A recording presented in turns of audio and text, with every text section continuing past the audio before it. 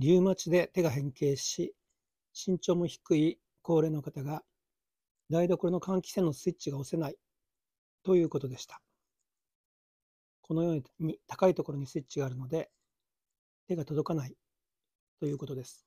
誰がこんな設計をしたんでしょうね。そこでこのような棒を作りました。棒の先にはポチがついていて押せるようになっています。これを使って換気扇を使うことができるようになりました。ミライズは皆さんの健康寿命を5年延ばすことを目指しています。